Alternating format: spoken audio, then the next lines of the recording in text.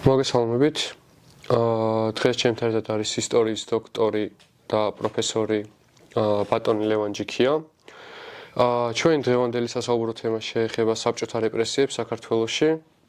ძირითადად ვისაუბრებთ თუ რა ფორმით ხდებოდა ეს პერიოდების მიხედვით შინაარსობრივად როგორ განსხვავდებოდა ერთმანეთისგან და კიდევ სხვა თემებზე. თავდაპირველად აუცილებლად უნდა დავიწყოთ იმით თუ საერთოდ როგორ იწყება ეს რეპრესიები, ხო? 21 წლის 25 თებერვალს ხდება ყოველთვის ცნობილი მოვლენა, საბჭოთა რუსეთი შემოდის საქართველოში და იკავებს მას, იპყრობს, ასე ვთქვათ, და რა ხდება შემდეგ, როგორ ყალიბდება რაღაც პოლიტიკური სტრუქტურები, სოციალური ვითარება და საიდან იწყება ეს რეპრესიების ტალღები უკვე. პირველმა მსოფლიო ომმა, რომელიც მიმდინარეობდა 1914-1918 წლებში, შეიწირა 4 იმპერია. ოსმალეთის იმპერია, ავსტრო-უნგრეთის იმპერია, გერმანიის იმპერია და ჩვენთვის რაც ყველაზე მთავარი არის რუსეთის იმპერია. სწორედ ამან გახადა შესაძლებელი ქართველ პოლიტიკოსებს ეზრუნათ საქართველოს სახელმწიფოებრივი დამოუკიდებლობის აღსადგენა და ვიცით რომ ეს უმნიშვნელოვანესი მოვლენა მოხდა 1918 წლის 26 მაისს, ჩამოყალიბდა საქართველოს დემოკრატიული რესპუბლიკა, რომლის საგარეო პოლიტიკური ორიენტაცია იყო პროევროპული, თუმცა ქართველი პოლიტიკოსები საქართველოს ხელისუფლების სათავეში მყოფი პირები ცდილობდნენ საბჭოთა რუსეთთან დაელაგებინათ ურთიერთობა, რადგანაც იცოდნენ საბჭოთა რუსების ინტერესები საქართველოს მიმართ. ძალიან ძნელი აღმოჩნდა რუსებთან მოლაპარაკება, 2 წელი დასჭირდა საზავო ხელშეკრულების დადებას და 1920 წლის 7 მაისს საქართველოსა და რუსეთს შორის დაიდო სამშვიდობო ხელშეკრულება, რომლის მიხედვითაც რუსეთმა აღიარა საქართველოს დამოუკიდებლობა, უარი თქვა მის მიმართ ყოველგვარ პრეტენზიებზე, აღიარა საქართველო იმ საზღვრებში, რა საზღვრებშიც ის რეალურად არსებობდა და ეს იყო ძალიან დიდი წარმატება ქართველი პოლიტიკოსებისთვის, ქართული დიპლომატიისთვის ზოგადად, თუმცა ხელშეკრულების დადებას ხელი არ შეუშლია საბჭოთა რუსეთისთვის, თავისი ზრახვები განახორციელებინათ, მათ ყავდათ საქართველოში მეხუთე კოლონა ქართველი ბოლშევიკების სახით და ცდილობდნენ ხან გლეხების აჯანყებას, ხან ეთნიკური უმცირესობის წარმომადგენლების გამოყენებას საქართველოს ხელისუფლების წინააღმდეგ, თუმცა აქედანაც არაფერი არ გამოვიდა და შემდეგ უკვე რუსეთმა აშკარად აიღო გეზი შეარაღებულ ძალით საქართველოს დაპყრობაზე. ესეც შენიღბული იყო ოფიციალურად რუსეთს საქართველოსთვის ომი არ გამოუცხადებიათ და დაიწყო შეტევა სომხეთიდან. ამ დროს მოგეხსენებათ აზერბაიჯანის და სომხეთიც დაპყრობილი ჰქონდა რუსეთს. აზერბაიჯანი საბჭოთა იყო, სომხეთიც საბჭოთა იყო, იქ რუსული ჯარები იდგნენ და შესაბამისად სომხეთიდან შემდეგ უკვე აზერბაიჯანიდან განხორციელდა საქართველოს მიმართულებით შეტევა, ასევე საქართველოს წინააღმდეგ დაიზრა საბჭოთა რუსეთის წითელი არმია, ასევე ტუაფსედან აფხაზეთის მიმართულებით, ასევე მათ გადმოლახეს მამისონის უღელტეხილი, დარიალის უღელტეხილი, ასე რომ ძალიან მძიმე ვითარება შეიქმნა და როგორც თქვენ თქვით, ეს ყველაფერი დამთავრდა იმით, რომ 1921 წლის 25 თებერვალს საქართველოში დამყარდა საბჭოთა ხელისუფლება.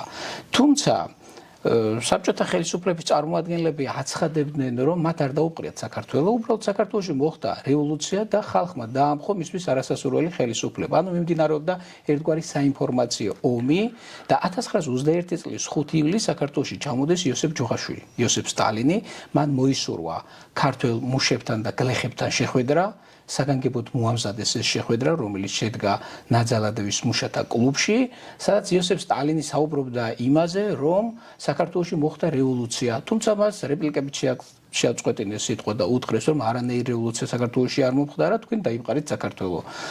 შემდეგ ისევ გააგრძელა საუბარი იოსებ სტალინმა და თქვა, რომ საქართველოს არ შეუძლია ბაქოს ნავთობის გარეშე არსებობა. აქაც რეპლიკით შეაწყვეტინეს სიტყვა და უთხრეს, რომ გვაცადეთ და დაგანახებთ შეგვიძლია თუ არა დამოუკიდებლად არსებობა. სტალინის მთელი ეს გამოსვლა მიმდინარეობდა ასეთი რეპლიკების ფონზე, მაშინ, როდესაც სხვა სოციალ-დემოკრატები, როდესაც გამოვიდნენ მენშევიკები, მათ ხალხი ოვაციით შეხვდა.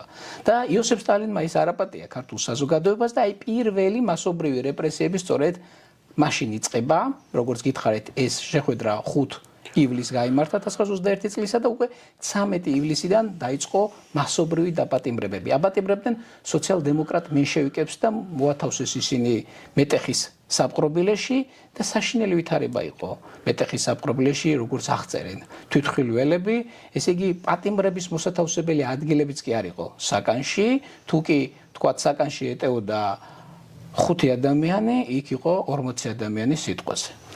შემდეგ უკვე საბჭოთა ხელისუფლების ერთ-ერთი მეთოდი იყო არასასურველი პირები გაეძევებინა საქართველოდან. ესეც რეპრესიის ერთ-ერთი მეთოდი იყო და აძევებდნენ ძირითადად ევროპაში. ეს პირველ ეტაპზე ერთგვარი სპონტანური ხასიათის იყო ეს რეპრესიები, მაგრამ ნელ-ნელა უკვე ეს რეპრესიები მეთოდურ ხასიათს იღებს. და თქვენ იცით 1922 წლის აგვისტოში საბჭოთა ხელისუფლებას აუჯანყდა ქაქუცა ჩოლოყაშვილი, თუმცა ეს აჯანყება დამარცხდა. საბჭოთა ხელისუფლება ბანდიტად ნათლავდა როგორც წესი ქაქუცა ჩოლოყაშვილს და რახან ქაქუცა ჩოლოყაშვილი ხელში ვერ ჩაიგდო, მან შურისძიება გადაწყვეტა იმ ადამიანებზე, რომლებიც საპყრობილეში იყვნენ მოთავსებულები და რომლებიც თანაუგრძნობდნენ ქაქუცა ჩოლოყაშვილს. და მაგალითად საგანგებო კომისიაში, საგანგებო კომისიის მსმენელს რო უთხრათ, იგივე ჩეკა იყო, საქართველოს საგანგებო კომისია, ჩეკა იყო მისი რუსული აბრევიატურა, ჩრეზვიჩაინი კომისია. იქ გადაიყვანეს რამდენიმე პატიმარი და ჯურღუმში მოათავსეს და მათ აიძულებდნენ, რომ ქაქუცა ჩოლოყაშვილის საწინააღმდეგო განცხადებები გაეკეთებინათ, რომ ის ბანდიტად მოენათლათ და ასე შემდეგ, თუმცა ეს ადამიანები ამაზე არ დათანხმდნენ. თვითონ საპყრობილეშიც, მეტეხის საპყრობილეშიც პატიმრებმა ამაზე პროტესტი განაცხადეს და შესაბამისად იძულებულნი გახდნენ ეს ადამიანები ისე უკან საპყრობილეში დაებრუნებინათ. თუმცა მოგვიანებით, როდესაც 1924 წლის ანტისაბჭოთა ეროვნული აჯანყება ხდება საქართველოში და ვიცით როგორც დასრულდა ის სამწუხაროდ დამარცხდა ეს მოძრაობა, ეს აჯანყება. და აი ეს მოვლენა უკვე კარგად გამოიყენა საბჭოთა ხელისუფლებამ პოლიტიკური ოპონენტების გასანადგურებლად. მანამდეც მიმდინარეობდა ეს პროცესი, მაგალითად, ოპოზიციური პოლიტიკური პარტიები რაც არსებობდნენ საქართველოში, ყველა იძულებული გახდა თვითლიკვიდაცია გამოეცხადებინა და შესაბამისად ქვეყანა გახდა ერთპარტიული. არსებობდა მარტო კომუნისტური პარტია. საქართველოს კომუნისტური პარტია. არსებობდა ასევე მემარცხენე სოციალ-ფედერალისტთა პარტია, რომელიც ასევე შეერწყა კომუნისტურ პარტიას. და ეს ადამიანები, ვინც ამ პარტიაში იყვნენ, არჩევნებზე გაიყვანეს, თითქოს და ეჩვენებინათ, რომ მარტო ერთპარტიული მმართველობა არ იყო ქვეყანაში, მაგრამ ეს ფარსი იყო, შემდეგ ისიც გაუქმდა და ისინიც შეერწყდნენ კომუნისტურ პარტიას. ასე რომ ერთმმართველობა იყო, ერთპარტიული მმართველობა იყო ქვეყანაში და ასე რეპრესიები მუდმივად მიმდინარეობდა, მაგრამ განსაკუთრებით პირველი მასობრივი რეპრესიები იწყება საქართველოში სწორედ ამ აჯანყების მარცხის შემდეგ. ჩვენ ვიცით სერგო ორჯონიკიძე, როდესაც მოსკოვში ჩავიდა კრემლში და როდესაც მას იქ პლენუმზე კითხეს აჯანყებასთან დაკავშირებით, ისიც კი იძულებული გახდა ეხიარებინა და ეთქვა შემდეგი სიტყვები: მივმართეთ მასობრივ დახვრეტებს, იქნებ ცოტა გადავაჭარბეთ, თუმცა ამას ახლა რაღა ეშველება. ანუ სერგო ორჯონიკიძემაც კი აღიარა აჯანყების ჩახშობის დროს, რომ გადააჭარბეს და ბევრი ადამიანი დახვრეტეს. ჩვენ ზუსტად არც ვიცით, რამდენი ადამიანი შეეწირა მაშინ აჯანყების ჩახშობას, ვიცით რამდენიმე ფაქტი, მაგალითად, ყველასთვის უკვე საყოველთაოდ ცნობილი არის, მაგალითად, ზესტაფონში, ვაგონებში მასობრივად რო ჩაცხრილეს ადამიანი და ასეთი ფაქტები ფიქსირდება. ეს ერთი მეთოდი, რაც ხელისუფლება მაშინ გამოიყენა, ეს იყო გაუსამართლებლად ადამიანების დახვრეტა. ანუ არნაირი ძიება არ დაწყებულა, არც სასამართლოსთვის გადაუციათ კონკრეტული ადამიანები, თუ კი ისინი იყვნენ ეჭვმიტანილები, აი ამ ეჭვის საფუძველზე ეგრეთ წოდებულმა სამეულებმა და ხუთეულებმა მათ გამოუტანეს განაჩენი, რომ გაუსამართლებად დაეხვრეტათ სადღაც საქართველოს სხვადასხვა ადგილებში. და სამიზნე ობიექტები ვინ არიან ამ დროს, იმიტომ რომ საინტერესო რაღაც მოყევით ახლა. სტალინი როცა ჩამოვიდა, თქვენ თვითონ აღნიშნეთ, რომ შეეწინააღმდეგნენ გლეხები და მუშები და რაღაც რეპლიკებით ჩაერთნენ მას საუბარში, ხო? ეგ მე მგონია, რომ ძალიან საინტერესო მოვლენა, იმიტომ რომ მანამდელი მთავრობა რო ავიღოთ ჩვენი, ხო, ისინიც არიან სოციალისტები რეალურად. იდეოლოგიური განსხვავება ჯერჯერობით შეიძლება იყოს სადღაც, მაგრამ ეს ჯერჯერობით არ გამოხატულა არაფერში, ხო, საბჭოთა რუსეთიც ჯერ ახალი ჩამოყალიბებულია და მკაცრად რაღაც რეფორმები და ის არ დაუწყია ჩემი გაგებით ყოველ შემთხვევაში. და ხალხის ეს რეაქცია თვითონ მუშების და გლეხების საიდან მოდის, რა იცვლება მათთვის, ანუ მათ აზროვნებაში რა იცვლება, რომ მანამდე თუ იყო ჟორდანია, რითი განსხვავდება ამ ჟორდანიასგან სტალინის სიტყვაზე. დიახ, სოციალისტური მოძრაობა იწყება მე-19 საუკუნის 90-იანი წლებიდან, როგორც იმ პერიოდის მოღვაწეები აღნიშნავენ, თერგდალეულთა მოღვაწეობის შემდეგ გარკვეული ვაკუუმი შეიქმნა პოლიტიკურ არენაზე და აი ეს ვაკუუმი, ეს სივრცე კარგად შეავსეს აი ამ სოციალისტებმა. მარქსისტული მოძრაობა მაშინ ძალიან პოპულარული იყო, სოციალ-დემოკრატები თავიდანვე ერთიან ორგანიზმს წარმოადგენდნენ, თუმცა შემდეგში ისინი გაიყვნენ ორ მიმართულებად, ბოლშევიკებად და მენშევიკებად.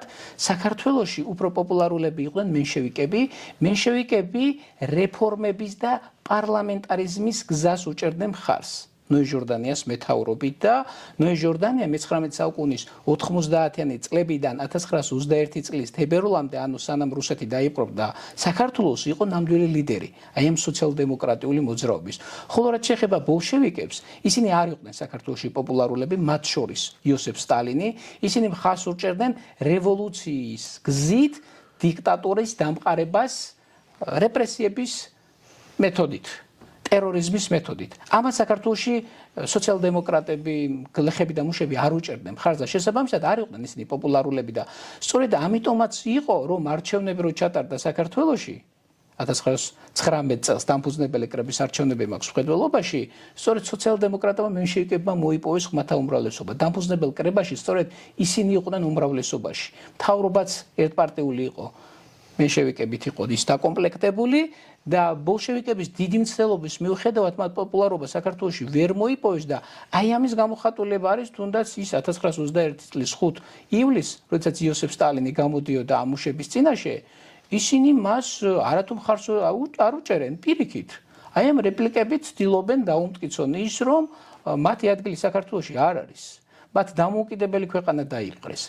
ასე რომ აი ეს განსხვავება იყო მენშევიკებსა და ბოლშევიკებს შორის და საქართველოს იყო ნამდვილად მენშევიკური. ამ დროს ისინი მხარს უჭერდნენ ნოე ჟორდანიას, რომელიც ძალიან პოპულარული იყო და სხვათა შორის აი მოგონებებს თუ გადავავლებთ თვალს, საქართველოში კი არა, თუნდაც აზერბაიჯანში, სომხეთში ძალიან პოპულარული ყოფილა ნოე ჟორდანია, თუნდაც სანამ ის ხელისუფლებაში მოვიდოდა. მისი სტატიები, როდესაც გამოდიოდა ჟურნალ გაზეთებში, ამასო ელოდებოდნენო. მუშები რო წაიკითხათ, აბა ნოე რას ამბობს? აი გვარის თქმაც არც იყო საჭირო. ანუ იმდენად პოპულარული ადამიანი იყო და ამ იგივეს ვერ ვიტყვით იოსებ სტალინს. ის არ იყო პოპულარული. ეს პოპულარობა მან მოგვიანებით მოიპოვა და განსაკუთრებით პოპულარული ის, რა თქმა უნდა, ხდება მეორე მსოფლიო ომის დროს და შემდგომ. და მისი პოპულარობა შემდეგ უკვე იმდენად გაიზარდა, რომ პოპულარული იყო არა მხოლოდ საბჭოთა კავშირში, არამედ ევროპის ქვეყნებშიც, რადგან ის იყო ნაციზმის მთავარი დამარცხებელი. კი ბატონო, მე აი ეს შეკითხვა რაც დაგისვით რეპლიკებს და მუშების უკვე აშკარად უარყოფით რეაქციაზე, ხო? რაღაცნაირად შემთხვევაში ვადარებდი ერთი საუკუნის წინანდელ 1801 წლის მანიფესტს და ნუ შემდეგ უკვე საქართველოს რუსეთის იმპერიაში ქართლ-კახეთის და შემდეგ უკვე დანარჩენი საქართველოს. მაგრამ ხო, ნუ ჯამში რო ვიყოთ, მაინც რუსეთის იმპერიაში შესვლას და მაშინ წინა გადაცემა ზუსტად ამაზე იყო. ჩემი რომ მძაფრი რეაქცია არ მოყოლია ხალხისგან, ანუ არ ყოფილა ეს პოლიტიკური რეაქცია ხალხის ის აჯანყებები თუნდაც რაც მოხდა არ იყო იმ მიზეზით რომ საქართველოს დაიპყრეს ან ჩვენი მიწა-წყალი დაიპყრეს იქ იყო სუფთა სოციალური მიზეზები რომ მაგალითად კახეთის აჯანყებაში წინა პლანზე იყო წამოწეული თავად აზნაურობა რომელსაც კახელი თავად აზნაურობა განსაკუთრებით რომელსაც რაღაც პრობლემები ჰქონდა ადმინისტრაციასთან ხო მთიულეთის აჯანყებაში წინა პლანზე იყვნენ წამოწეულები ისევ ის მთიულები რომელსაც ჩაგრავდნენ ეს რუსის სალდათები და როგორც ხედავ აი უკვე 21 წელს არის სრულიად სხვანაირი ვითარება რომ პოლიტიკურ ცვლილებას აპროტესტებს ხალხი და ეს ხო არ არის რაღაცნაირად ქართული ნაციონალიზმის მნიშვნელოვანი მომენტი და გარდატეხა მაგიტო დაგისვით ეგ შეკითხვაც რომ რაღაცნაირი დიდი სხვაობა არის ამ ორ რეაქციაში შორის არ და მოვლენა ერთია მაგრამ შინაარსობრივი და ფორმალური განსხვავება უკვე ხალხის რეაქციისგან არის თვითონ ძალიან დიდი აი ამის რაღაცნაირად გამოხატვა ჩამოყალიბება თუმცა აქ არის ძალიან დიდი განსხვავება, როდესაც თქვენ საუბრობთ 1801 წელს, როდესაც თქვენ საუბრობთ თუნდაც 1804-12 და ასე შემდეგ წლების აჯანყებებზე, არ დაგვაიწყდეს, რომ რუსეთმა შეიერთა არა საქართველოს მაშინ, არამედ ცალკეული სამეფო სამთავროები. მაშინ სამწუხაროდ არც არსებობდა ერთიანული ნაციონალური შეგნება და აი 1918-21 წლების საქართველოს უპირატესობა ის იყო რომ აი ამ დროს აი ეს შეგნება ჩდება თან თუ კი მაშინ რუსეთის იმპერიაში იბადებოდნენ ადამიანები, ხო, თუნდაც ჩვენ გვახსოვს 1832 წლის შეთქმულება და შემდგომი პერიოდის მოვლენები, ხო, თუნდაც ილია ჭავჭავაძეს მოღვაწეობა რა ვიყოთ, მას დამოუკიდებელი საქართველო არც უნახავს. ის დაიბადა რუსეთის იმპერიაში, აღესრულა რუსეთის იმპერიაში, მაგრამ იმდენად დიდი ადამიანი იყო, იმდენად დიდი მოაზროვნა იყო, რომ ის ათვიცნობიერებდა საქართველოს თავისუფლების ფასს. იცოდა ამისი ფასი, მაგრამ რიგითმა ქართველმა ეს არ იცოდა სამწუხაროდ. მისი სამშობლო იყო რუსეთის იმპერია და ამაში ვერც გავამტყუნებთ იქიდან გამომდინარე, რომ აი ამ იდეოლოგიით იზრდებიან ისინი. ჩვენ ვიცით, ხო, რამდენი ქართველი თავადაზნაურები მონაწილეობდა თუნდაც რუსეთის იმპერიის მიერ წარმოებულ ომებში, რამდენი ადამიანი შევიდა რუსეთის იმპერატორის სამსახურში და ჩიმედლების ბოლოდინში იყო, ხო? კი ბატონო, დიდი ქართველები, დიდი პოეტები. თუნდაც დიმიტრი ყიფიანი რა ვთქვათ, მაგალითად, რომელსაც იგივე თერგდავლეულები ძალიან დიდ პატივს ემნე და ისიც გამოჩენილი ფიგურა იყო რაღაც პოლიტიკურ ასპარეზზე და პატივსაცემი, ხო? გზას როგორც ხედავდა საქართველოს განვითარებისას არ იყო ის რაც დღეს წარმოგვიდგენია რომ არის დამოუკიდებელი საქართველოს გზა მაგალითად ხო იმიტომ რომ იმ ხალხის პერსპექტივაში ნუ რთული იყო საერთოდ წარმოსახვაც იმისა რომ საქართველოს შეიძლება ეარსება რუსეთის იმპერიის გარეშე ხო დიმიტრი ყიფიანი მაგალითად წერს რომ საქართველოს თუ ოდესმე დამოუკიდებელი გახდებაო ეს უნდა გახდეს რუსეთის იმპერიის მეშვეობით ხო რაღაცნაირად იმპერატორის ნებით უნდა გახდესო და ხო ნუ ვერ დავადანაშაულებთ მაგ ხალხს რა თქმა უნდა ვერც არა პატრიოტიზმში და ვერაფერში თავიანთ ხედვა ქონდა და აი ეს ნაციონალიზმის ელემენტი ისევ კიდე ერთხელ აი ხაზგასმა კიდევ იმაზე მინდა აი ამ საკითხთან დაკავშირებით აი თუნდაც ჩვენ ახლა ნოე ჟორდანიაზე და ბოლშევიკებზე როდესაც საუბრობთ პირველ ეტაპზე ისინიც საქართველოს მოიაზრებდნენ რუსეთის შემადგენლობაში, ხო დემოკრატიული რუსეთის შემადგენლობაში. ისინი იბრძვიან მეფის ხელისუფლების წინააღმდეგ. რუსეთში 1917 წლის თებერვალში ხდება რევოლუცია, იქ დროებითი მთავრობა მოდის ხელისუფლების სათავეში და სწორედ რუსეთის შემადგენლობაში წარმოუდგენიათ მათ საქართველოს, რომელიც მიიღებს პოლიტიკურ ავტონომიას. ამისთვის მენშევიკები არ იბრძოდნენ, თუმცა რუსეთში რომ მოხდა შემდეგში 1917 წლის ოქტომბერში სახელმწიფო გადატრიალება და ბოლშევიკები რომ მოვიდნენ ხელისუფლებაში, აი ამის შემდეგ იწყებენ მენშევიკები უკვე პრაქტიკულად იმაზე ფიქს თუ როგორ უნდა გამოიყოს საქართველოს რუსეთს. თუმცა ჩვენ აქ მეორე გარემოებაც არის ამ ადამიანებს ვერ დავადანაშაულებთ შეიძლება ცალკეულ პოლიტიკოსებს უნდათ კიდეც საქართველოს დამოუკიდებლობა მაგრამ ძალიან საშიში ვითარება იყო ჩვენ უნდა გავაანალიზოთ ის რომ კი ბატონო შენ გამოიყოფი რუსეთის იმპერიას მაგრამ შენ დაგიპყრობს სხვა მეზობელი სახელმწიფო თუნდაც ოსმალეთის იმპერია და ეს ძალიან კარგად გამოჩნდა პირველი მსოფლიო ომის მიმდინარეობის დროს, როდესაც ოსმალები ჯარით შემოიჭრნენ ჩვენს ტერიტორიაზე, ამიერკავკასია ამ დროს გამოყოფილი არის რუსეთისგან, იქ ბოლშევიკები არიან, საბჭოთა რუსეთი არსებობს და შენ ჯარი არ გაგაჩნია რომ შეაკავო ოსმალეთის ჯარი, რომელსაც ტერიტორიული პრეტენზიები გააჩნია შენს მიმართ. ამიტომ ძალიან დიდი სიფრთხილე იყო საჭირო. დამოუკიდებლობის გამოცხადება მარტო არ იყო საკმარისი. ამიტომაც იყო რომ მაშინ ქართულმა პოლიტიკოსებმა ორიენტაცია აიღეს გერმანიაზე და სწორედ გერმანიის დახმარებით შესაძლებელი გახდა მაშინ ოსმალეთის შეჩერება. რატომ? ისინი ერთ ბლოკში იყვნენ. და შესაბამისად ოსმალეთი ანგარიშს უწევდა გერმანიას პირველ მსოფლიო ომში. ასე რომ ძალიან საფრთხილო საკითხი იყო. ხო, რო დაუბრუნეთ ისევ მთავარ თემას, რაც დღეს რეპრესიები, ხო? 21-24 წლის პირველ ფაზად როგორც გამოვყავით დღეს და შედარებით მძიმე დაიწყო და უკვე მძიმე ფორმით 24-ში. ნუ ვინ არიან მთავარი სამიზნე ობიექტები ხო არიან ეს სიტყვაზე პოლიტიკოსები არიან ეს ჩვეულებრივი ადამიანები უბრალოდ რომლებიც რაღაცას აპროტესტებენ ან რაღაცნაირად ვითარება არ მოსწონ თუ კონკრეტულად მიზანს ვინ წარმოადგენს ამ რეპრესიების და რა მიზნის მიღწევა სურს უკვე შინაარსობრივად თუნდაც თუნდ იდეოლოგიურად და თუნდაც სუფთა უტილიტარისტულად საბჭოთა რუსეთს დიახ თავარი სამიზნე არის რა თქმა უნდა პოლიტიკოსები არიან საქართველოს საგანგებო კომისიაში სპეციალურად იყო განყოფილებები შექმნილი, რომლებიც პოლიტიკურ პარტიებზე მუშაობდნენ. ყველა პოლიტიკურ პარტიაში მათ შეაგზავნეს აგენტი ინფორმატორები, რომელთა მეშვეობით ფლობდნენ ინფორმაციას თითოეულ პოლიტიკურ პარტიაში მიმდინარე პროცესების შესახებ და შესაბამისად ამის ლოგიკური დასასრული იყო ის, რაც მე ვთქვი, ყველა პოლიტიკური პარტია იძულებული ხდება თვითლიკვიდაცია გამოაცხადოს და არალეგალურად მდგომარეობაში გადავიდეს. ადამიანს ციხიდან ათავისუფლებენ მხოლოდ მას შემდეგ, რაც ის დაწერს განცხადებას, რომ გამოდის ამა თუ იმ პოლიტიკური პარტიიდან, ტოვებს პოლიტიკურ პარტიას და დგება საბჭოთა პლატფორმაზე, ანუ აღიარებს საბჭოთა საქართველოს ხელისუფლებას და ასეთ განცხადებებს ათავსებდნენ გაზეთებში, რომ ფართო საზოგადოებისთვის ეჩვენებინათ, რომ ის პარტია, რომელსაც შენ მხარს უჭერდი, უკვე აღარ არსებობს და არსებობს აგერ საბჭოთა ხელისუფლება, რომლის გვერდზე დგებიან ეს ადამიანები. შეიქმნა ეგრეთ წოდებული გამძევებელი კომისია, რომლის მთავარი მიზანი იყო ქვეყნიდან გაეძევებინა არასასურველი პირები. არსებობს ასეთი ინფორმაცია, რომ ერთმა ადამიანმა, რომელსაც ასეთი გაძევება მიუსაჯეს, ითხოვა არ გამაძევოთ საქართველოდან და თანახმოვარ ნებისმიერ ციხეში ვიყო ოღონდ საქართველოში. არ მისცეს ამის უფლება. გააძევეს ევროპაში. თქვენ იცით, რომ აი ამ დროს იწყება სრულიად საქართველოს კათოლიკოს პატრიარქის ამბროსი ხელაიას მოძრაობა. მან გენუის საერთაშორისო ეკონომიკურ კონფერენციაზე გააგზავნა მემორანდუმი, სადაც ის აღწერდა საქართველოში მიმდინარე პოლიტიკურ რეპრესიებს.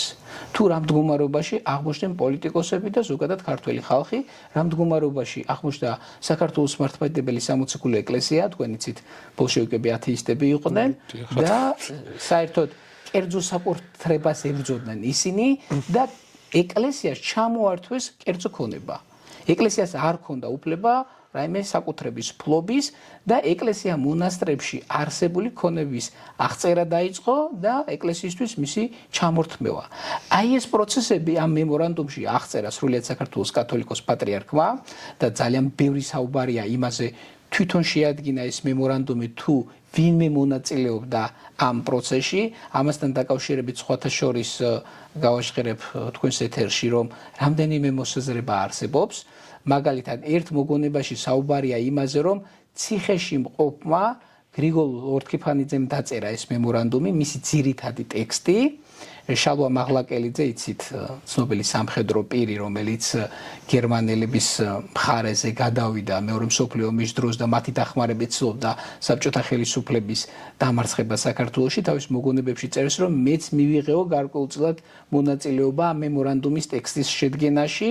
კიდევ ერთი მოგონება არსებობს, სადაც საუბარია იმაზე, რომ თურმე კორნელი კეკელიძეც ყოფილა ჩართული ამ მემორანდუმის ტექსტის შედგენაში და დიდი ალბათობით ყველა ეს ინფორმაცია მართალია, რადგან მე ვფიქრობ, რომ სრულიად საქართველოს კათოლიკოს პატრიარქი ამბროსი ხელაია მხოლოდ თავის თავზე ვერ აიღებდა ასეთ მნიშვნელოვან ნაბიჯის გადადგმას ამ ტექსტის შედგენას მხედველობაში, როგორც ჩანს ის პოლიტიკოსებსთანაც არის კოორდინაციაში, რომ არც ერთი დეტალი არ გამოჩეს მას და ასევე ყოფილ სასულიერო პირთან, როგორც იყო კორნელი კეკელიძე, თუმცა ხელს თვითონ აწერს და გააგზავნა ეს მემორანდუმი გენუაში, იქ გაეცნენ მას იტალიის გაზეთ კაფარაშიც გამოქვეყნდა თურმე ეს მემორანდუმი, საკმაოდ ფართო რეზონანსი ჰქონდა და შესაბამისად, როგორც კი ეს საბჭოთა ხელისუფლებისთვის გახდა ცნობილი, დაიწყო რეპრესიები სასულიერო პირებისა და კონკრეტულად ამბროსი ხელაიას მიმართ, ის დააპატიმრეს, შემდეგ შინაპატიმრობა მიუსაჯეს, ჩამოართვეს რეზიდენცია, ჩამოართვეს წიგნები და სხვათა შორის, როდესაც გადახედეს თუ რა სახის ლიტერატურა ჰქონდა სრულიად საქართველოს კათოლიკოს პატრიარქს, ის აღმოუჩინეს, რომ ნოე ჟორდანიას წიგნები, ძალიან ბევრი ისეთი ლიტერატურა აღმოჩნდა მის წიგნსაცავში, რომელიც საბჭოთა ხელისუფლებისთვის მიუღებელი იყო და შესაბამისად მას კიდევ უფრო მეტად დაუმძიმდა მდგომარეობა. ასევე დააპატიმრეს სასულიერო პირები, საკათალიკოსო საბჭოს წევრები, რომლებსაც გარდა აი ამ მემორანდუმის შედგენაში მონაწილეობისა ედავებოდნენ საეკლესიო განძეულობის გადამალვას. თქვენ იცით, როდესაც 1921 წლის თებერვალში თბილისიდან მოხდა ევაკუაცია, როდესაც ხელისუფლების წარმომადგენლობა თბილისი დატოვეს და გადავიდნენ ჯერ დასავლეთ საქართველოში, მათ თან გადაიტანეს ხაზინა, გარკვეული განძი, რაც მათ გააჩნდათ და ასევე სასულიერო პირებმაც მიიღეს გადაწყვეტილება, რომ თბილისში და მცხეთაში არსებული საეკლესიო განძეულობაც გადაეტანათ დასავლეთ საქართველოში, რათა ის ხელში არ ჩავარდნოდა რუსეთის წითელ არმიას. და შემდეგში აღმოაჩინეს ეს განძი, რომელიც მათ შენახული ჰქონდათ, მიწაში ჰქონდათ დაფლული, ეს აღმოაჩინეს და ეს ბრალდებაც დაემატა და შესაბამისად ისინი სასამართლოს წინაშე წარადგინეს. თავიდან როგორც მოსალოდნელი იყო, თითოეულ მათგანს დახვრეტა მიუსაჯეს, თუმცა ჩვენთვის ცნობილი არის, რომ იოსებ სტალინის დადგენილება არის მოსული და როგორი დამოუკიდებელი იყო სასამართლო აქედანაც ჩანს, სადაც იოსებ სტალინი წერს, რომ დახვრეტა შეუცვალეთ მათ რამდენიმე წლიანი პატიმრობით, იმიტომ რომ საბჭოთა ხელისუფლებისთვის არასასურველი იყო კათოლიკოს პატრიარქის დახვრეტა, რადგანაც მემორანდუმის ევროპაში წაკითხვის შემდეგ უკვე ეს საქმე ძალიან რეზონანსული გახდა და ის არასასურველ მდგომარეობაში ჩააყენებდა საერთოდ საბჭოთა ხელისუფლებას და მინდა გითხრათ, რომ საბჭოთა ხელისუფლების მდგომარეობა საქართველოში მყარი ჯერ კიდევ არ იყო 1924 წელს. ამიტომაც მათ უკან დაიხიეს ამ შემთხვევაში და 9 წლით, ზოგს 7 წლით, ზოგს 8 წლით თავისუფლების აღკვეთა მიუსაჯეს და სრულიად საქართველოს კათოლიკოს პატრიარქი ასევე გადაურჩა დახვრეტას. და მე მინდა დავამთავრო რეპრესიების თემა, რომელიც 1924 წელს ხდებოდა, საბჭოთა ხელისუფლებამ, როგორც ვთქვი, აჯანყების დამარცხება კარგად გამოიყენა იმისთვის, რომ თავისი მოწინააღმდეგეებს საბოლოოდ გაეტეხა, გაენადგურებინა, ამიტომ რეპრესიის სხვადასხვა ფორმები გამოიყენა, ერთი უკვე დაასახელე, გაუსამართლებლად დახვრეტა და ამას გარდა იყო სხვა მეთოდები აქტიურად გამოყენებული. ერთ-ერთი იყო თავადაზნაურობის წინააღმდეგ მოქმედება, რადგანაც თავადაზნაურობა საბჭოთა ხელისუფლების მომხრე არ იყო. რადგანაც თავადაზნაურობას ისინი ქონებას ართმევდნენ და გარდა ამისა ქართული თავადაზნაურობა საქართველოს დამოუკიდებლობის მომხრე იყო. შესაბამისად, ჯერ რუსეთში მიიღეს დადგენილება, რომ პროვოცირება მოეხდინათ ქართველი გლეხების, დაეპირისპირებინათ ისინი თავადაზნაურობისთვის, რათა საბოლოოდ თავადაზნაურობა როგორც სოციალური კლასი გაენადგურებინა და მოესპოთ საქართველოში. თავადაზნაურობა რამდენად არის მაგ პერიოდში ან ძლავრად ან საერთოდ, იმიტომ რომ 64-ში თუ სწორად მახსოვს 1800-ს ხო უქმდება უკვე ბატონყომობის ინსტიტუტი, ხო? და ანუ მე რაღაცნაირად იწყება ამ გლეხების პროლეტარად გარდაქმნა უკვე მუშათა კლასად რაღაცნაირი ტრანსფორმაცია და საერთოდ რამდენად არიან 24 წელს აქტუალურები ეს თავადაზნაურები რა? ან ვის წარმოადგენენ პოლიტიკურ პარტიებში არიან თუ რა საქმიანობენ რა დღის წესრიგი რა აქვთ? ეს არის საზოგადოების ყველაზე შეძლებული ფენა და პოლიტიკურ შეხედულებებს რაც შეეხება საქართველოში არსებობდა საქართველოს ეროვნულ-დემოკრატიული პარტია და ძირითადად სწორედ აი ამ ეროვნულ-დემოკრატიული პარტიის წევრები არიან ყოფილი თავადაზნაურობის წარმომადგენლები. თანაუგრძნობენ სწორედ ეროვნულ-დემოკრატიულ პარტიას. ხელისუფლების მიერ პროვოცირებული გლეხები აწყობენ სოფლებში ასეთ კრებებს, რომ სოფლიდან გააძევონ ესათვის ყოფილი თავადაზნაური და მას სრულად ჩამოართვან ქონება. და ამან მიიღო უმართავი ხასიათი, მაგალითად, აძევებდნენ ისეთ ადამიანებს, რომლებსაც აჯანყებასთან საერთოდ არანაირი კავშირი არ ჰქონდა და ამას ისინი ამტკიცებდნენ. ერთ ადამიანს ჩამოართვეს ყველაფერი, რაც გააჩნდა და დაუტოვეს მარტო ძაღლი. განცხადებაში ის ამაზე საუბრობს და შემდეგში წერს, რომ კონკრეტულ ადამიანსაც ასახელებს ის მეზობელს, რომელიც მისი ქონების ხელში ჩაგდებით იყო დაინტერესებული და ბოლოს წერს, რომ ყველაფერი ჩამომართვა ამ ადამიანმა და ეხლა ცდილობს ძაღლის წამართვას. ანუ წარმოიდგინეთ, ძაღლიც კი არ დაუტოვა. აი ესე სოფლიდან მასობრივად განდევნეს ადამიანები, ქონება წაართვეს და წარმოიდგინეთ 1924 წლის აჯანყება ხო დამარცხდა სექტემბერში და ეს შემდგომი თვეების ამბები არის და ახლოვდება ზამთარი. და ეს ადამიანები წერენ საქართველოს ცენტრალური ხელისუფლების მისამართით განცხადებებს, გვაქვს მარტო ის ტანსაცმელი, რომლითაც წამოვიდით სოფლიდან. სხვა არაფერი არ გვაბადია. პირველ ეტაპზე თავი შევაფარეთ ჩვენს ნათესავებს, მაგრამ უკვე რამდენ ხანს უნდა დავრჩეთ ნათესავებთან, გარდა ამისა ზოგიერთ შემთხვევაში თვითონ ნათესავებმაც უარი თქვეს ასეთი ადამიანების შეფარებაზე, რადგანაც შეიძლებოდა საბჭოთა ხელისუფლებას ეს მათ წინააღმდეგ გამოეყენებინა და ასეთი ადამიანები, მშიერ მწყურვალები, ტიტულები და ზამთარი არის მოახლოებული, ტყეღრე დაეხეტებიან და შეიძლება წარმოვიდგინოთ ჩვენ რამდენი ადამიანი დაიღუპებოდა შიმშილისგან და სიცივისგან. ზუსტი სტატისტიკა არ ვიცით. მაგრამ საბჭოთა ხელისუფლების ერთი მეთოდი სწორედ ეს იყო და განსაკუთრებით მასობრივი ხასიათი მან მიიღო აღმოსავლეთ საქართველოში. დასავლეთ საქართველოში ეს არ მომხდარა, თავადაზნაურობის მასობრივი განდევნა სოფლიდან. რეპრესიის კიდევ ერთი მეთოდი იყო უბრალოდ ქონების ჩამორთმევა. განდევნის გარეშე ასეთი შემთხვევებიც იყო. სამწუხაროდ იყო შემთხვევები, როდესაც აჯანყების ჩახშობის შემდეგ ჰქონდა გაუპატიურების შემთხვევები. როდესაც წითელი არმიის წარმომადგენლებმა ლეჩხუმის მაზრაში მაგალითად გააუპატიურეს ქალბატონები, ასევე სვანეთში აჯანყების ჩახშობის დროს რუსეთის ჯარი რო შევიდა იქ, რამდენიმე სახლი ააფეთქეს და მცირეწლოვანი გოგონები გააუპატევრეს თურმე გვაქვს ასეთი ინფორმაციები. ასევე გვაქვს ინფორმაცია, რომ რამდენიმე ქალბატონი ძალით გაათხოვეს გლეხური წარმომავლობის ადამიანზე თავადაზნაური წარმომავლობის ქალბატონი. და ყველაზე სასტიკი დახვრეტასთან ერთად იყო რუსეთში გადასახლება. როდესაც ადამიანს მიუსჯიდნენ რუსეთში გადასახლებას, გაციმბირება ხო რა. გაციმბირება, როგორც ესეთი, თან ასახლებდნენ რუსეთის ჩრდილოეთ გუბერნიებში. იქ ასახლებდნენ მათ საკონცენტრაციო ბანაკებში, სადაც სასჯელს იხდიდნენ მძიმე დანაშაულისთვის ბრალდებული ადამიანები, ამიტომ ხშირი იყო მათთან კონფლიქტის შემთხვევები, შელაპარაკების შემთხვევები, ქართველებს ეწყებოდათ იქ ფსიქიკური აშლილობა, თვითმკვლელობის მცდელობებიც გვაქვს.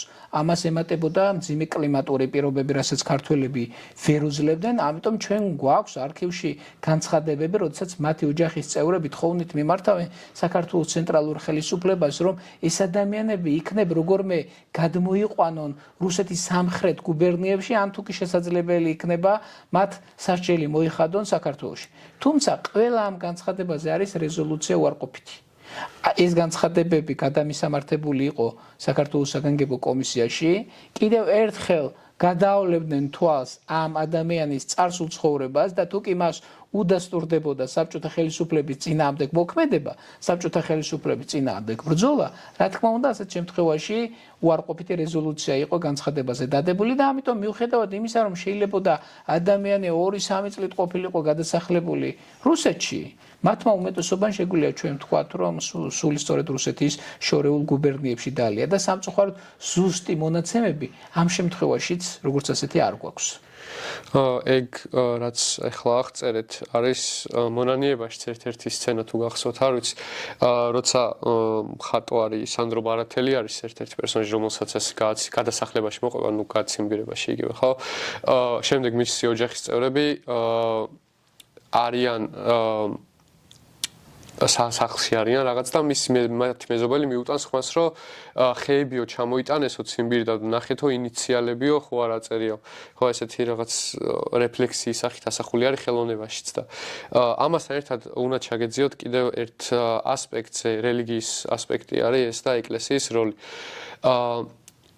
უკვე მომდევნო წლებში ხო დაახლოებით 50 წლის შემდეგ 60-იანებიდან 70-იანებიდან როცა ხელოვნებაში იწყება რაღაცნაირი რეფლექსია გასაბჭოებაზე და ამ საბჭოთა წარსულზე ძალიან ხშირად არის ხოლმე რელიგიური ელემენტები. ძირითადად ეს ხელოვნების ნიმუში არის თვითონ აპოკალიფტური ხელოვნება რა. იგივე მონანიება ფილმი რო ავიღოთ, იქ ვარლამ აბაშიძის პერსონაჟი რითი იწყებს მოღვაწეობას იწყებს ეკლესიის რაღაცნაირი განადგურებით ხო ისეთ აპარატურას ამონტაჟებს რაც ნელ-ნელა იწვევს ეკლესიის ნგრევას. შენგელაიას ფილმი რო ავიღოთ ახალგაზრდა მუსიკოსის ამბავი არის ესეთი და იქ ბოლოს სცენაში რაღაც სიმბოლურად არის რომ ეკლესია იწვის.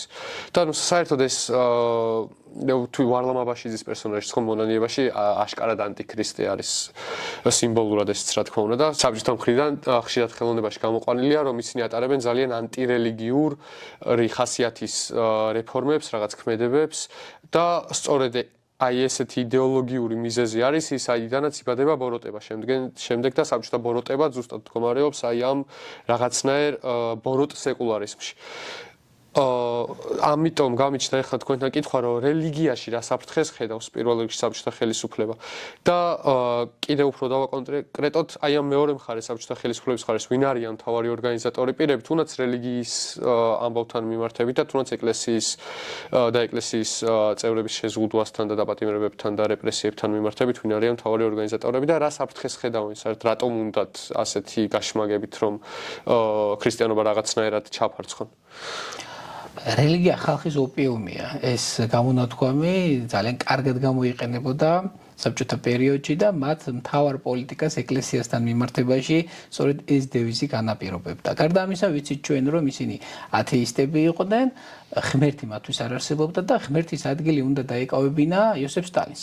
იოსებ სტალინს ჰქონდა ეს ადგილი დაკავებული და ხდებოდა იოსებ სტალინის და სხვა პოლიტიკური ლიდერების განსაკუთრებით განდიდება. აი მაგალითად ჩვენ ვიცით რუსთაველის იუბილე რო აღინიშნა საქართველოს 1927 წელს.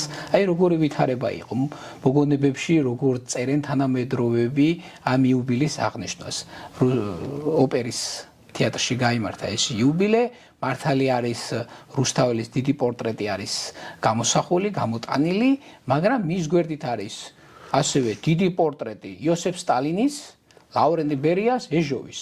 და მოგონებებში ერთი ადამიანი წერს, რომ მართალიაო, რუსთაველზეც იყო საუბარი, მაგრამ უფრო მეტად საუბრობდნენო იოსებ სტალინზე, ბერიაზე და ასე შემდეგ. ანუ ღმერთის ადგილი საბჭოთა კავშირში არ იყო და შესაბამისად ეს ვაკუუმი, ეს ცარიელი ადგილი უნდა შეევსო იოსებ სტალინს. ისინი ხედავდნენ ძალიან დიდ საფრთხეს ეკლესიის მხრიდან, ამიტომაც იყო, რომ სასულიერო პირებს განსაკუთრებით ებრძოდნენ, სასულიერო პირებს მათ ჩამოართვეს ხმის უფლება.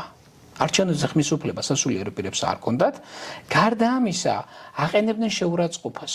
მაგალითად, გვაქვს შემთხვევები, როდესაც ძალით გაკრეჭდნენ მღვდელს, სასულიერო პირს, ვირზე შესვამდნენ ზურგშექცევით, ჩამოატარებდნენ მთელ სოფელს ხალხის დასანახავად, ესროდნენ ქვებს, ესროდნენ ტალახს და ასე აყენებდნენ შეურაცხყოფას.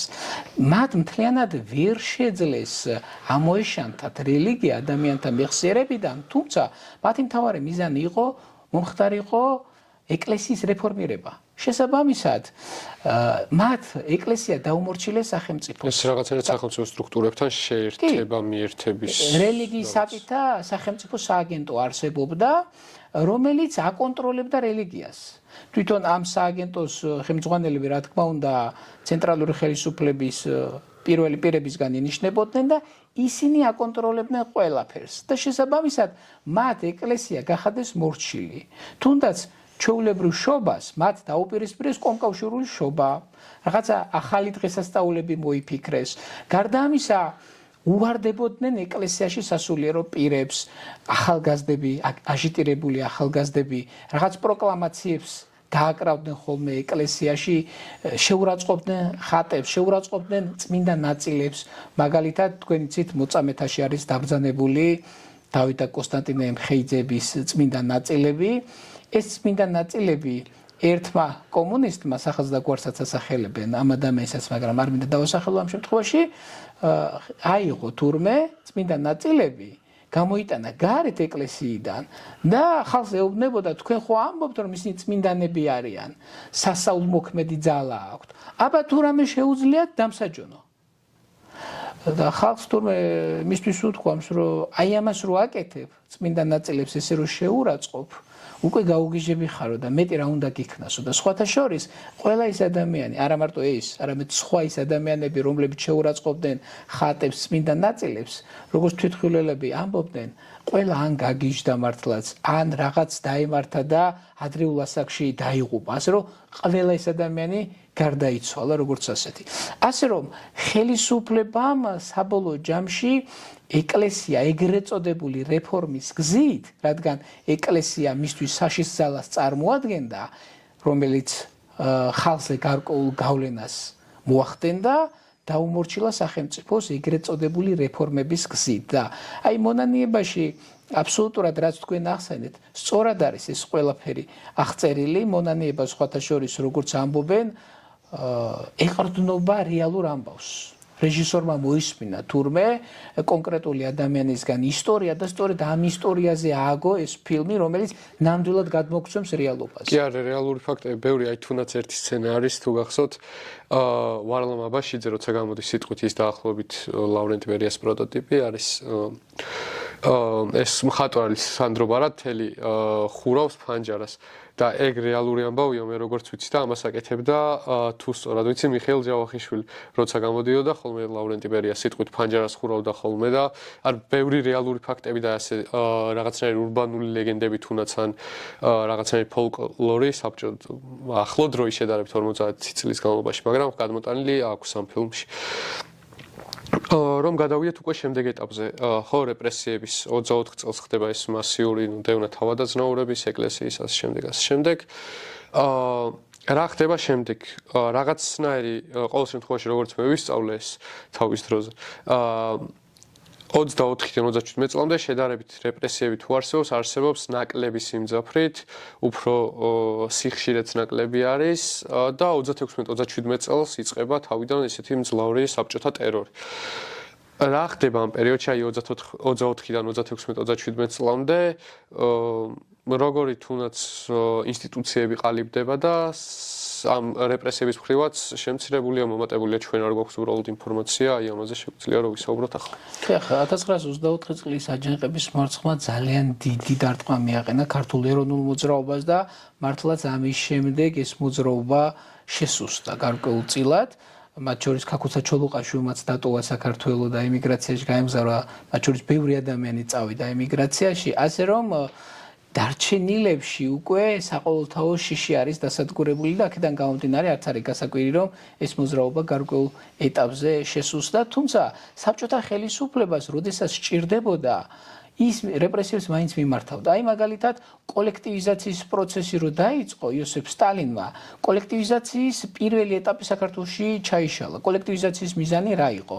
რომ შეექმნათ კოლექტივები, რომელშიც გლეხები გაერთიანდებოდნენ, თელთავიან ქონებას მერე თანაბრად გაინაწილებდნენ იქ, თუმცა მდიდარ გლეხობას ამ კოლექტივებში შესვლა არ უნდოდათ, რადგანაც მის მიერ შეტანილი ქონება იქ თანაბრად რო გადანაწილდებოდა, იქიდან უფრო ნაკლები ერგებოდა. ამიტომ მას ამ კოლექტივში შესვლა არ უნდოდა, მაგრამ უნდოდა შესვლა ღარიბ გლეხობას, რომელიც აი ამ გადანაწილების დროს რაღაცას მიიღებდა.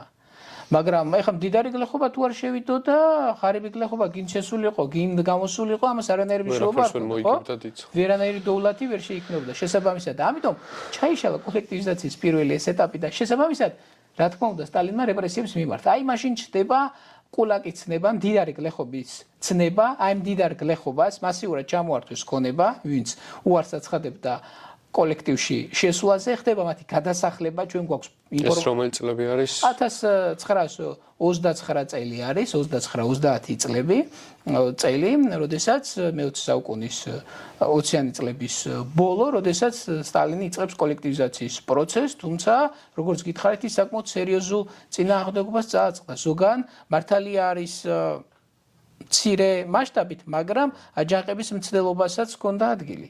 ამიტომაც ძალიან ბევრი ადამიანი, როგორც გვაქვს ინფორმაცია, დააპატიმრეს, გადაასახლეს რუსეთში, თუმცა ისეთი მასობრივი, რა თქმა უნდა, ამ დროს რეპრესიები მაინც არ არის, როგორც მოგვიანო ხანებში მე-20 საუკუნის 30-იან წლებში ხდება.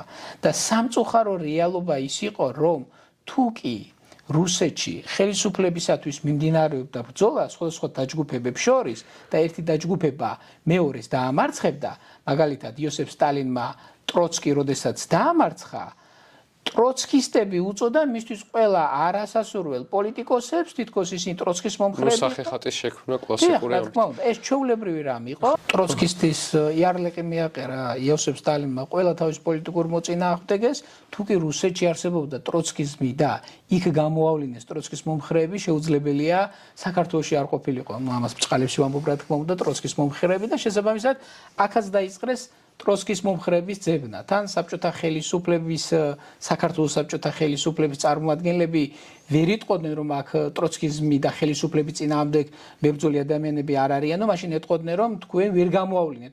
როგორ შეიძლება ვინმე არ იყოს საბჭოთა ხელისუფლების მოწინააღმდეგე და შესაბამისად აქაც იწყება ამ ტროცკიზმის ბრალდებით ადამიანების დაპატიმრება და როგორი პრაქტიკა არსებობს. დააპატიმრებენ ერთ ადამიანს, წარუდგენენ ბრალდებას, ტროცკიზმის ბრალდებას. თავიდან რა თქმა უნდა ადამიანები, რომელსაც არანაირი შეხება ტროცკისთან არ ქონდა, ზოგს პირიქით სძულდა ტროცკი და ტროცკის აბრალებდნენ, თავიდანვე აცხადებდნენ, რომ არანაირი შეხება არ მქონია საბჭოთა ხელისუფლების წინააღმდეგ, არ ვიბრძოდი, არანაირი შეთქმულების მონაწილე მე არა ვარო, მაგრამ პრაქტიკა არსებობდა, რომ ადამიანს გაიყვანდნენ დაკითხვაზე, იქ თუ არ აღიარებდა, სცემდნენ. ეს ცემა გრძელდებოდა რამდენიმე დღის განმავლობაში და ბევრი ამას ვერ უძლებდა. მაგალითად, ჩვენ გვაქვს ერთი მოგონება, რომელშიც ერთი ადამიანი აღწერს თუ როგორ გაიყვანეს მისი საკნიდან ერთი პროფესორი, რომელსაც ტროცკის ედავებოდნენ, ან რომელიმე უცხო სახელმწიფოსთან კავშირს, ჯაშუშობას, თავიდან არ აღიარებდა, შემდეგში სცემეს ერთხელ გაუძლო, მეორეჯერ, მესამეჯერ და ამ პროფესორს უთქვამს, რომ მე როგორც ჩანს აქედან ცოცხალს არ გამიშვებენო და მოდი ვაღიარებ ამ დანაშაულს, იქნებ ბოლოს მაინც გადავრჩე ცემასო. და მართლაც აღიარა, კი ბატონო, ვარ ტროცკისტი, ვარ ამათი ქვეყნის ჯაშუში და ასე შემდეგ და ის რო აღიარა, ეს კიდე უარესი ახალბოშთა იქიდან გამომდინარე, რომ ეხლა როგორ შეიძლება შენ მარტო იყო შეთქმულებაში. თუ შენ იბრძოდი საბჭოთა ხელისუფლების წინააღმდეგ, შენ გეყოლებოდა მომხრეები. ახლა უკვე აიძულებდნენ მას სხვა ადამიანები დაესახელებინა. თუ არ დაასახელებდა, უკვე რა თქმა უნდა ისევ სცემდნენ. ერთმა ადამიანმა თქვა, რომ ტყუილი ვთქვი, რომ ჯაშუში ვარ. არანაირი ტროცკისტიც არა ვარ. ამაზე სცემე, როგორ თუ შენ ტყუილი ვთქვი და შინსახკომი შეცდომაში შეიყვანეო. და თუ კი ადამიანი აღიარებდა ამ დანაშაულს, რომელიც მას არ ჩაუდენია და დააბრუნებდნენ მას საკანში, შემოუტანდნენ განსაკუთრებულ ულუფას, თეთრ პურს, მოხარშულ კვერცხს და ასე შემდეგ და ასე გრძელდებოდა რამდენიმე დღის განმავლობაში. ეს იყო მინიშნება სხვა პატიმრებისთვის. შენ თუ აღიარებ, მიიღებ ასეთ განსაკუთრებულ ულუფას. მაგრამ რა თქმა უნდა, აი ეს პროფესორი, რომელსაც ასეთი ულუფა შემოუტანეს, ერთ დღეს გაიყვანეს და აღარ დაუბრუნებიათ ის საკანში, როგორც ჩანს, შემოაკვდათ ის ცემის დროს. ასეთი პრაქტიკა იყო, გამომძიებელთან როდესაც მიგიყვანდნენ, თუ არ აღიარებდი, გახდებდნენ წინდებს, ამ წინდებს ჩაგჭრდნენ პირში, დაგარტყამდნენ და გცემდნენ გონების დაკარგვამდე. შემდეგ როდესაც მოგასულიერებდნენ, ამოგიღებდნენ პირიდან ამ წინდას და გეტყვით, ახლა თუ აღიარებ. ისევ თუ არ აღიარებდნენ, ისევ გცემდნენ და აი სიკვდილამდე ადამიანებს ასე სცემდნენ. შემდეგში უკვე აღიარებდი თუ არა, მაინც განაჩენი გამოტანილი იყო და პრაქტიკაში არსებობდა რა თქმა უნდა ისევ რუსეთში გადასახლება. ესენი იყვნენ პოლიტიკური ნიშნით გადასახლებულები, ხო ტროცკისტები და საკონცენტრაციო ბანაკებში მათ როდესაც მოათავსებდნენ, იქ ასევე როგორც თქვი დანაშაულს იხდიდნენ ქურდბაცაცები და სხვა ჯიშის დამნაშავეები, სხვა ჯურის ადამიანები. იქ ტარდებოდა აღზრდელობითი საათები, ასე ეძახდნენ, პატიმრებს, ათასობით პატიმრებს გამოიყვანდნენ ეზოში და ეტყოდნენ ფაშისტებო ერთი ნაბიჯი წინ. ფაშისტებში იგულისხმებოდა პოლიტიკური ნიშნით დაპატიმრებულები და ვინც დარჩებოდა ადგილებზე, ეს ქურდბაცაცები, გამფლამგველები და სხვები, მათ მიმართავდნენ თქვენ ხართ ნამდვილი საბჭოთა მოქალაქეები. მართალია თქვენ დანაშაული მიგიწყვით, მაგრამ მოიხდით ამ სასჯელს და თქვენ მალევე გახდებით საზოგადოების სრულფასოვანი წევრები. აი ესენი კი პოლიტიკური ნიშნით დაპატიმრებულებზე, რომელსაც კონტრიკებს ეძახდნენ, მათზე ამბობდნენ, რომ ესენი არიან საბჭოთა ხელისუფლების დაუძინებელი მტრები. ერიდეთ მათ, როგორც გესლიანებს, მათი პირიდან შხამი ამოდისო. ეხლა წარმოიდგინეთ, როდესაც ციხის ხელმძღვანელობა აი ესე ორ ნაწილად გაყოფდა ამ პატიმრებს, მათ შორის რა სახის ურთიერთობა იქნებოდა. წაიყვანდნენ სამუშაოდ ამ ადამიანებს, ამუშავებდნენ მათ და სხვათა შორის ამ გადასახლების ერთ-ერთი მიზანი რა იყო? ტუნდრებში, ტაიგაში, უდაბნოში თავისინებით ვინ წავიდოდა სამუშაოდ? აი ადამიანს რაღაცა იარლიხს რომ მიაკარებდნენ, რომ საბჭოთა ხელისუფლების მოწინააღმდეგე ხარ, ტროცკისტი ხარ, ჯაშუში ხარ, გადაასახლებდნენ, იქ ამუშავებდნენ, ფაქტობრივად უფასოდ. ესენი იყვნენ უფასო მუშახელი. და როდესაც წაიყვანდნენ ამ ადამიანებს სადღაც სამუშაოდ, პირობითად მოუხაზავდნენ საზღვარს, აი იმისი იქით არ გადახვიდეთ, თორე მოკლავთო. ერთ ადამიანს სამთრის პერიოდი არის და უთხრეს ერთ პატიმარს, რომ ფიჩხი მოაგროვე და ცეცხლი დავანთოთო და ეძებს ფიჩხს ეს ადამიანი და გადააბიჯა იმ პირობითად მოხაზული საზღვრის იქით. ესროლის და მოკლეს. ეს გაქცევის ცდელობა ჩაუთვალეს და ეს წახალისებული იყო. თუ კი იქ ზედამხედველი მოკლავდა პატიმარს გაქცევის მცდელობისთვის, მას პრემიას აძლევდნენ, ჩინს უმატებდნენ და ერთი ადამიანი თურმე ძალიან გაერთო ასე, ერთ ხუთი პატიმარი მოკლა და კომუნისტურ პარტიაში მიიღეს, დააწინაურეს, ჩინ მედლები მისცეს, პრემიები მისცეს, მაგრამ ერთხელ კოზინაცაში ჩაუვარდა და რატომ? მოკლა ერთი ისეთი პატიმარი ვითომ გაქცევის მცდელობისთვის, რომელსაც თურმე 5 დღე ქონია დარჩენილი და ჯიბეში ედო განთავისუფლების ბრძანება 5 დღის მერე მან შეეძლო პასპორტი აიღო. ნუ პატიმრებს პასპორტი ჩამორთმეული ჰქონდათ, არ ჰქონდათ მათ პასპორტი, მაგრამ 5 დღის მერე ამ ადამიანის პასპორტი უნდა აიღო და ამითი გამომჟღავდა, რომ არანაირ გაქცევას ეს ადამიანი არ აპირებდა და პირიქით, აი დაწინაურების მიზნით, პრემიის მოპოვების მიზნით მიმართავდა ეს ადამიანი ასე პატიმრების დახვრეტას. იმ ადამიანს რახანის გამომჟღავდა, რა თქმა უნდა, ის არაპატიეს, ჩამოაქვეითეს და თავმდებიდანაც გაათავისუფლეს. თუმცა ამდენი ძალიან ბევრი შემთხვევები იყო. ხო, ნუ ყოველს ვერც გამომჟღავნენი, ალბათ ვინც ეგრე იქცევდა. გადავიდეთ ბოლო ეტაპზე უკვე ამ რეპრესიების, მასიური საქართველოში ვიცით რომ გატარდა 26-27 წლებში, სადაც ხო ნუ მწერლები, მხატვრები, რაღაც ხელოვნების წარმომადგენლები ძალიან ბევრი ადამიანი შეეწირა ამ ამბავს, ხშირად ვამბობთ ხოლმე რომ ინტელიგენცია გაწყდა ამ დროს ქართული და არ დატოვეს.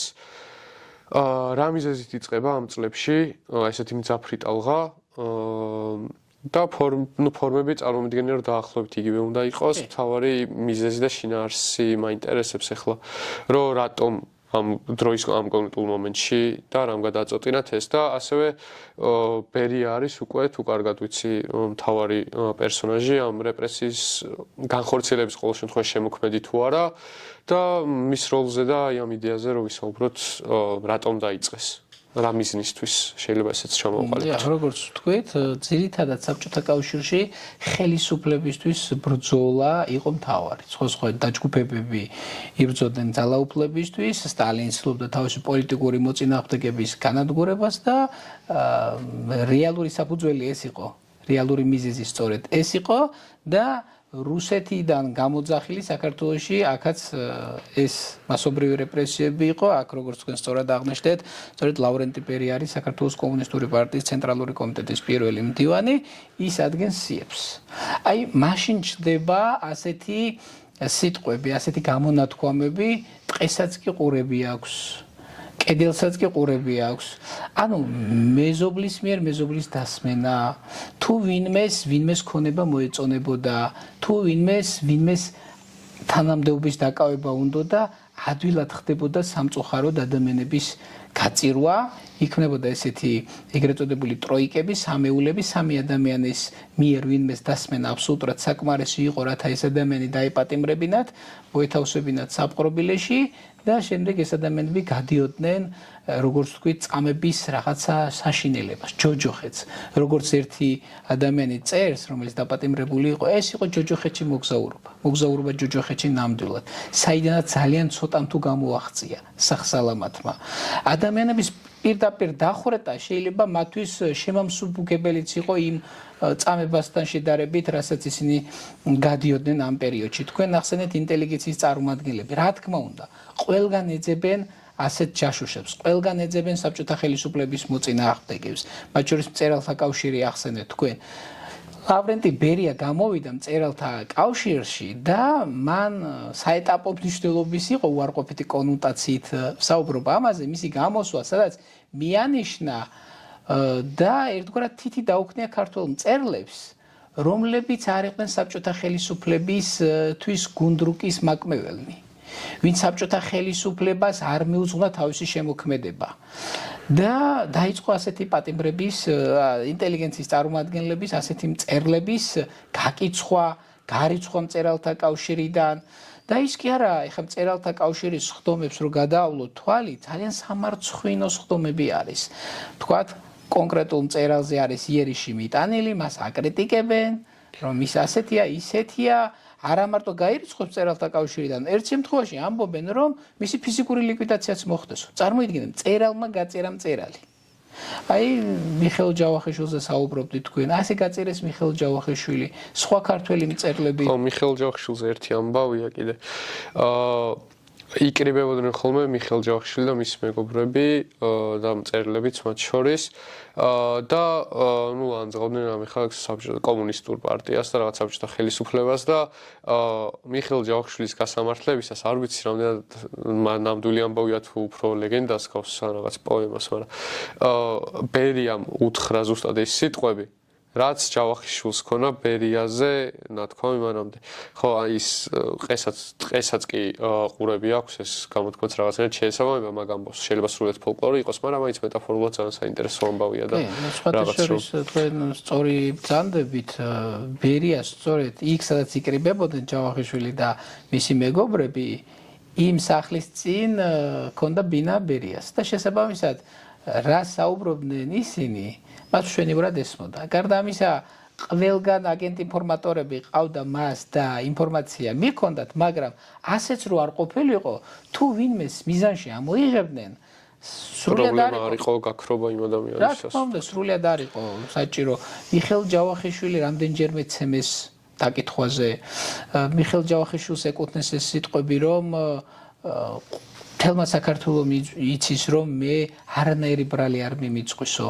არც სამშობლოს, არც ხალხის წინაშე, უბრალოდ მას აიძულებდნენ ეღიარებინა ის დანაშაული, რომელიც მას არ ჩაუდენია და ჩვენთვის სამწუხარო ის არის, რომ ეს ადამიანები არათუ დახვრიტეს, მათ შესახებ ინფორმაცია ოჯახის წევრებს არ ჰქონდათ, არც დახვრეტის ადგილები არ ვიცით. მათი საფლავები უცნობი არის. და აი ეს უბედურებაც ტრიალებდა საქართველოში ყველაფერთან ერთად. ზუსტი რაოდენობა სამწუხაროდ აი მე-20 საუკუნის 30-იანი წლების რეპრესიებში შეწირული ადამიანებისაც არ ვიცით. საუბარი არის დაახლოებით 10-11,000 ადამიანის დახვრეტაზე მაშინ, სადღაც 20-21,000 ადამიანის რეპრესიაზე ზოგადად. და იყო ესეთი შემთხვევები, როდესაც თქვათ ბერიას უნდა დაენგრია მეტეხის ტაძარი და დიმიტრი შევარნაძე მოგეხსენებათ ამის წინააღმდეგ წავიდა. მხატვარი დიმიტრი შევარნაძე ბერიას უნდა შოთა რუსთაველის იუბილე აღენიშნა და დღევანდელი მეტეხის ტაძართან არსებობდა მეტეხის ციხე, იქ უნდა სამხატვრო გალერეა ეშენებინა, რუსთაველის ძეგლი დაედგა და ამისთვის მეტეხის ტაძრის დანგრევა იყო საჭირო. ამიტომაც შეიკრებდნენ ინტელიგენციის წარმომადგენლები, მათ შორის დიმიტრი შევარნაძე, მივიდნენ ბერიასთან და უთხრეს, რომ ეს არ უნდა მომხდარიყო. ბერიამ უთხრა, რომ დავანგრიოთ ეს ტაძარი და მისი მაკეტი შევქმნა და მაკეტი შევინახოთო. თუმცა ამაზე დიმიტრი შევარნაძეს მისთვის უთქვამს, რომ კი, მაგრამ ეს კიდე უარესი არ იქნებაო, როდესაც დამთვალიერებელი მოვაო აქო და ამ მაკეტს დაინახავსო, ტაძრის მაკეტსო, ხომ იტყვის, რომ ეს როგორი წინ დაუხედავი ხალხი ყოფილა, ნუ ასეთი ტაძარი ქონდათო და ეს ტაძარი დაანგრიესო და სხვათა შორის შეიძლებაო ეს ანჩისხატთან ერთად ისეთი ტაძარი იყოსო, სადაც ფეხი დაუდგამსო შოთა რუსთაველსო ან თამარ მეფესო. ბერიას დაუტოვებია მარტო დიმიტრი შევარნაძე თავის ოთახში, სხვები დაითხოვა ყველა და უთქვამს, შენ თუ შენს თავზე აიღებო ამ ტაძრის დანგრევასო, აი ამ გალერეის, რომლის დაარსებასაც ის გეგმავდა, დირექტორად შენ დაგნიშნაო. ამაზე კატეგორიული უარი უთქვამს დიმიტრი შევარნაძეს, ეს ჩემი პრინციპების წინააღმდეგ წასვლა იქნებაო და აი ამ სიტყვებიდან რახან ის შეეწინააღმდეგა, შეეპასუხა, 2 კვირის შემდეგ დიმიტრი შევარნაძე დააპატიმრეს და დახვრიტეს. ისე როგორც სხვების შემთხვევაშიც მისი დახვრეტის ზუსტი ადგილი არ ვიცი და მისი საფლავის უცნობი არის.